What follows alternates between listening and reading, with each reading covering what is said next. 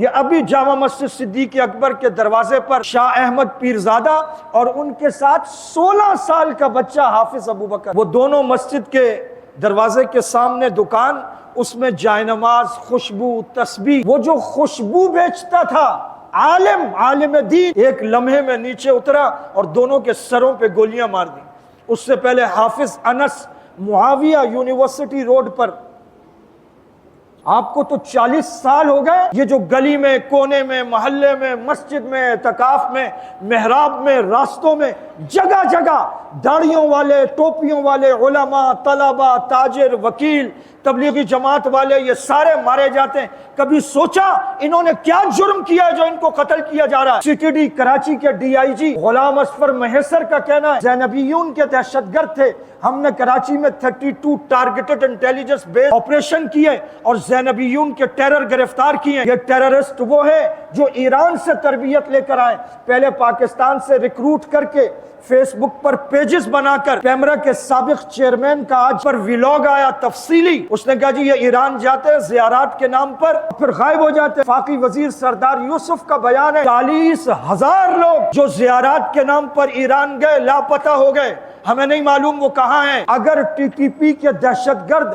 افغانستان سے آئیں وہ بھی قابل مذمت، اگر افغانستان جا کر ان پر ٹارگیٹڈ آپریشن کرتے ہو، ایران پر بھی حملہ کرو، ایران میں بھی یہ جو آپریشن بنے ہوئے ٹریننگ سینٹر، ان کے خلاف آپریشن کرو، ان پر بمباری کرو۔ دہشت گردی ایران سے آئی ہے، فرقہ واریت ایران سے آئی ہے، قتل و غارت ایران سے آئی ہے، علماء کو قتل کرنا ایران سے آیا ہے۔ دنیا میں سب سے پہلا مسلح پر قتل امام مسجد عمر ابن الخطاب رضی اللہ تعالیٰ عنہ کا ہوا، اس کا نام ابو لولو فیروز مجوسی ہے۔ منکرین قرآن اس کی نسبت سے فیروزہ پتھر پہنتے ہیں، اور بابا شجاع ابو لولو فیروز مجوسی کا مزار ایران میں علامتی طور پر آج بھی موجود ہے، جہاں یہ جا کر منتیں مانتے۔ وہ ملک جس کی سرشت میں دہشت گردی ہے، جس نے فلسطین کے سب سے بڑے رہنما اسماعیل ہنیہ کو بلوایا اور غداری کر کے مروایا، جس نے فلسطین کا کسی موقع پر ساتھ نہیں دیا، فلسطین کی جنگ معاہدے کے باوجود بند نہیں ہوئی، ایران کی جنگ امریکہ کے صدر نے 3 دن میں بند کرا دی۔ تمہاری پھپھی کا بیٹا ہے، جب پھپھی کے بیٹے ہوں تو پھر ایسے راستے نکالے جاتے۔ علماء کو قتل کرنے والے، طلباء کو قتل کرنے والے فلسطین میں یہودی ہیں، اور پاکستان میں ملک شام میں 15 سال میں 15 لاکھ مسلمانوں کا قتل عام کرنے والے کون تھے؟ ایرانی تھے۔ قاسم سلیمانی تھا۔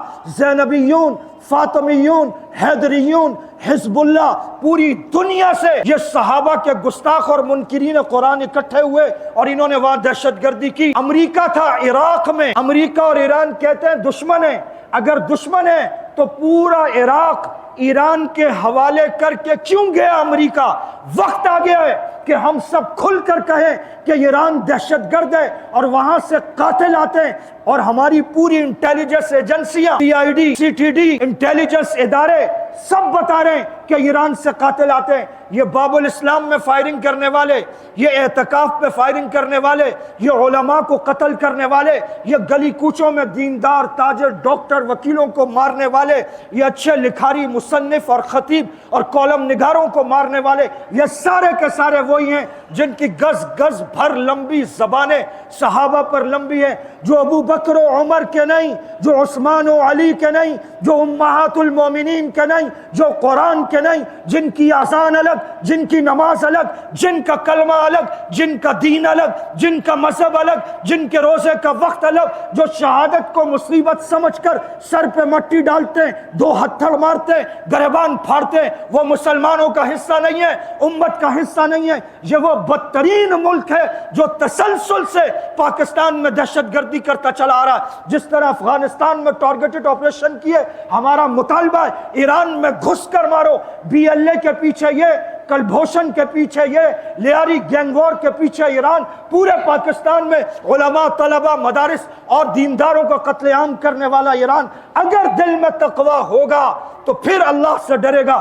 یہ وہ ہیں جن کے دل میں ایمان نہیں، ایمان نہیں تو تقوی نہیں، تقوی نہیں تو ان کو امن امان نصیب نہیں۔ اللہ فرماتا ہے وَلَا تُفْسِدُوا فِي الْأَرْضِ، زمین میں فساد مت کرو، اور انہوں نے پوری زمین میں فساد مچا رکھا ہے۔ اللہ رب العزت ہمارے ملک میں امن و امان عطا فرمائے، اور حقیقی دشمن کو پہچاننے کی اللہ رب العزت ہم سب کو توفیق عطا فرمائے۔